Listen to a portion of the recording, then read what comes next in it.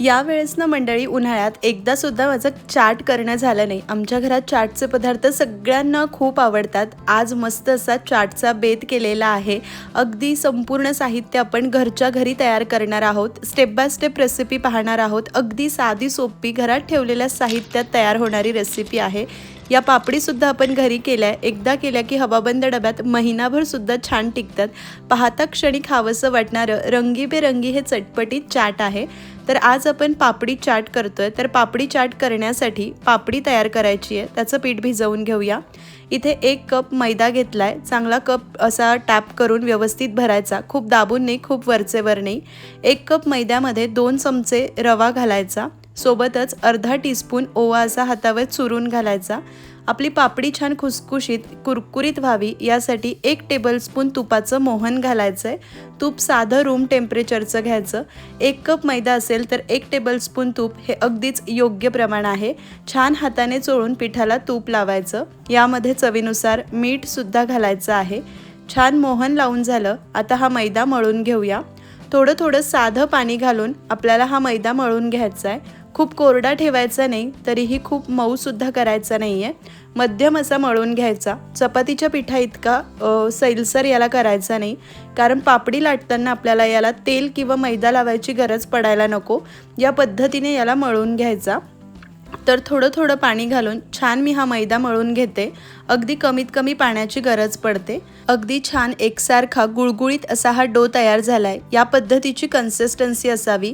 एक 10 ते 15 मिनिटं झाकून मुरण्यासाठी बाजूला ठेवू, म्हणजे रवा सुद्धा छान फुलेल। एक 15 मिनिटं हा मैदा मी मुरण्यासाठी ठेवला। परफेक्ट कन्सिस्टन्सीचा झालेला आहे, खूप कोरडा नाहीये आणि सैल तर अजिबात नाही। एकदा छान मळून घेऊया। आता आपण याच्या पापडी तयार करूया। हवं तर संपूर्ण इतक्या पिठाचे तुम्ही एकच चपाती लाटू शकतात, किंवा मी 2 भाग करून घेतले। लाटताना आपण पीठ अगदी परफेक्ट मळलंय, त्यामुळे तेल किंवा सुका मैदा लावायचा नाही आणि एकसारखी ही चपाती लाटून घ्यायची। आपल्या नेहमीच्या चपातीपेक्षा थोडंसं पातळ ठेवायचं, खूप जाड करायचं नाही। एक एक पापडी आपण लाटत बसणार नाहीये, तर सगळ्या पापड्या एकसारख्या कट करून घेणार आहोत। तर अगदीच आपला हात दिसेल इतकं पातळ नाही, पण जाडसुद्धा ठेवायचं नाही। चपाती लाटून झाली। तयार केलेली पापडी फुगू नये म्हणून तिला अशा काट्या चमचाच्या मदतीने, फोर्कच्या मदतीने असे टोचे मारून घ्यायचे, प्रिक करून घ्यायचं, म्हणजे मग पापडी फुगणार नाही। काटा चमचा नसेल तर सुरीच्या पुढच्या टोकाने किंवा टूथपिकने करू शकतात। आता या पापडी आपल्याला कट करून घ्यायचं आहे। तुम्ही घरात कशाचाही डबा, त्याचं झाकण वगैरे काहीही घेऊ शकतात। इथे पापडीच्या आकाराचं माझ्याकडे कुल्फी मोल्ड आहे, त्याने मी कट करून घेते। छोटा ग्लास, वाटी, जेही काठाचं असेल त्याने तुम्ही कट करू शकतात, म्हणजे एक एक पापडी लाटत बसण्याची आपल्याला गरज पडणार नाही। सगळ्या पापडी मी कट करून घेतल्या। एक्स्ट्रा कढईचं पीठ आपण पुढच्या चपातीमध्ये लाटून घेऊया। आता या तयार झालेल्या पापडी आपण एका ताटामध्ये काढून घेणार आहोत। एकावर एक ठेवल्या गेल्या तरी काही हरकत नाही, या एकमेकांना चिकटत नाही, आणि काही चिकटल्या तरी काही हरकत नाही, तळताना तेलामध्ये सुटून जातात। उरलेल्या पिठाची सुद्धा मी अशीच चपाती लाटून घेतली, फोर्कने प्रिक करून घेतलं आणि सगळ्या पापडी कट करून घेतल्या। हवं तर मग तुम्ही एक एक लहान लहान गोळे करून पापडी लाटू शकतात, किंवा मग ही अगदी सोपी पद्धत आहे। आता या पापडी महिनाभर छान कुरकुरीत खुसखुशीत टिकाव्यात म्हणून व्यवस्थित तळणं सुद्धा गरजेचं आहे। तर तळताना तेल मध्यम गरम असावं, धूर येईल इतकं कडकडीत गरम नको आणि गार अजिबात नको। पुऱ्या वगैरे तळण्यासाठी ठेवतो अगदी तसंच। त्यामध्ये पापडी घालायच्या मावेल तितक्या आणि लो टू मीडियम फ्लेमवर छान सोनेरी रंगावर येईपर्यंत तळून घ्यायच्या। मोठ्या आचेवर तळायच्या नाही, नाहीतर लवकर लाल होतील आणि नरम पडू शकतात। म्हणून मंद ते मध्यम आचेवर अशा रंगावर येईपर्यंत तळून मग एका चाळणीत काढून गार करायच्या। उरलेल्या पापडी सुद्धा मी याच पद्धतीने तळून घेते। शक्यतो मंद ते मध्यम आचेवर तळायच्या, मध्ये मध्ये एकसारखं ढवळायचं, म्हणजे एकसारख्या तळल्या जातात। सगळ्या पापड्या तळून घेते, गार झाल्यावर दाखवते। तर मंडळी, मी दुपारी पापडी तयार करून घेतल्या होत्या। आता संध्याकाळी चाट करायचं आहे, तर चटण्या तयार करून घेऊया।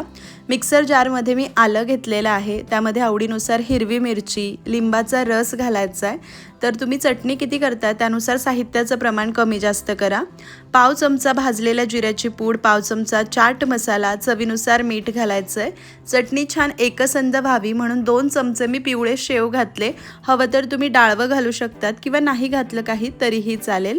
यामध्ये पुदिना घालायचा आहे, तर अर्धी लहान वाटी इथे मी पुदिना घातला आहे आणि पुदिन्याच्या दुप्पट म्हणजे 1 लहान वाटी कोथिंबीर घातलेली आहे। सुरुवातीला पाणी न घालता नंतर गरजेनुसार पाणी घालून छान ही चटणी वाटून घ्यायची। मस्त चटपटीत अशी ही हिरवीगार चाटची चटणी आपली तयार झाली। सँडविच वगैरेसाठी, ओली भेळ वगैरे करण्यासाठी तुम्ही वापरू शकतात। फक्त पाणीपुरी करणार असाल तर मग शेव घालायची नाही, अशीच वाटून घ्यायची। आणि ही चिंचगूळ खजुराची चटणी माझ्याकडे तयारच आहे। तर ही अगदी सोप्या पद्धतीने कशी करायची हे मी वेगवेगळ्या चाटच्या रेसिपींमध्ये दाखवलं आहे, जसं की ओली भेळ, दही वडे, या सगळ्यांमध्ये मी दाखवलेलं आहे। समप्रमाणात चिंचगूळ भिजवून नंतर बारीक करून शिजवून घ्यायचं। गरजेनुसार लाल तिखट, मीठ, भाजलेल्या जिऱ्याची पूड घालून तुम्ही ही चिंचगूळ खजुराची चटणी करू शकतात। आता आपल्याला चटपटीत बटाटा सुद्धा लागणार आहे। तर 3 बटाटे उकडून गार झाल्यावर मी हाताने मॅश केलं। त्यामध्ये चवीनुसार मीठ, जिरेपूड, चाट मसाला, थोडंसं लाल तिखट घालायचं। तयार केलेली ही 2 चमचे हिरवी चटणी घालायची आणि 1 चमचा ही चिंचगूळ खजुराची चटणी घालायची। म्हणजे तुम्हाला बटाटा कसा चटपटीत हवा आहे त्यानुसार साहित्याचं प्रमाण कमी जास्त करा। थोडेसे मी हे पिवळे शेव घालते, मस्त कुरकुरीत। आणि आता हे चमच्याने व्यवस्थित मिक्स होणार नाही, म्हणून हाताने व्यवस्थित मिक्स करून घ्यायचं। एकदा चाखून पहा काय कमी जास्त वाटतंय। मस्त असा हा चटपटीत बटाटा सुद्धा आपला तयार झाला।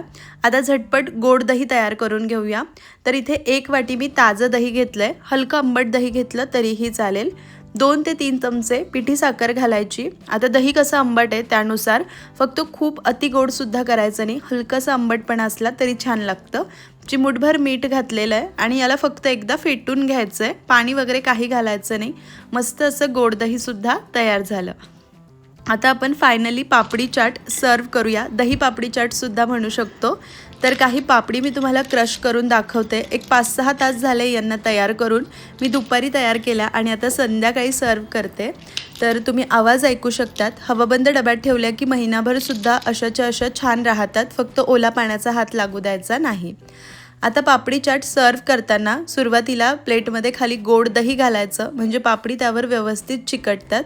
थोडीशी आपण चिंचगूळ खजुराची ही आंबट गोड चटणी घालतोय, थोडीशी तिखट चटणी घालायची। किती रंगीबेरंगी दिसतंय ना, अगदी मनमोहक, आकर्षक आहे, खायला सुद्धा इतकं मस्त लागतं ना। आणि यावर या पापडी अरेंज करायच्या, एका वेळेला मावतील तशा, तुम्हाला कसं सर्व करायचं आहे त्यानुसार। तर मी या पद्धतीने या पापडी ठेवते। त्यानंतर आपण तयार करून घेतलेला चटपटीत बटाट्याचा मसाला यावर घालायचा आहे, सगळ्या पापडीवर व्यवस्थित, मग खाताना आपल्याला खाता येतो। हा चटपटीत ठेवायचा थोडा, म्हणजे चवीला छान लागतो। संपूर्ण असा गरजेनुसार मसाला घातला। त्यानंतर आपण क्रश करून घेतलेली थोडीशी पापडी घालायची आहे। ही 2 जणांसाठी सर्विंग होईल अशी मी सर्व करते, तुम्ही तुमच्या गरजेप्रमाणे सर्व करा।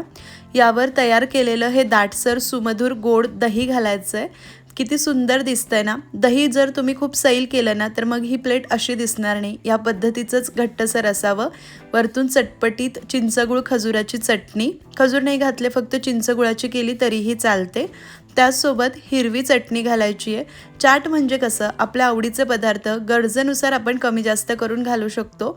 वरतून मस्त ही कुरकुरीत पिवळी शेव आणि छान रंग आकर्षक दिसावे आणि खुलून दिसावे म्हणून थोडेसे डाळिंबाचे दाणे आणि मस्त हे चटपटीत, पाहता क्षणी तोंडात पाणी येईल असं पापडी चाट तयार झालंय। अगदी साध्या सोप्या पद्धतीने मी तुम्हाला संपूर्ण रेसिपी दाखवलेली आहे। तुम्ही सुद्धा एकदा तरी जरूर ट्राय करा। बाहेर खाण्यापेक्षा घरी तयार करून खाणं म्हणजे मन आणि पोट दोन्हीही भरतं आणि घरी तयार करून खाल्लं याचं समाधान सुद्धा असतं। चवीला अप्रतिम झाली आहे। पापडी किती कुरकुरीत आहे तुम्हाला माहीतच आहे। अजून बऱ्याच वेगवेगळ्या चाटच्या रेसिपींची लिंक मी डिस्क्रिप्शनमध्ये दिली आहे, त्यासुद्धा नक्की पहा। आजची रेसिपी तुम्हाला कशी वाटली मला कमेंट करून जरूर कळवा। आजची रेसिपी थोडी जरी आवडली असेल तर माझ्या मोटिवेशनसाठी एक लाईक करा, नातेवाईक मित्रमंडळीमध्ये शेअर करा, चॅनलला सबस्क्राईब करा। परत भेटते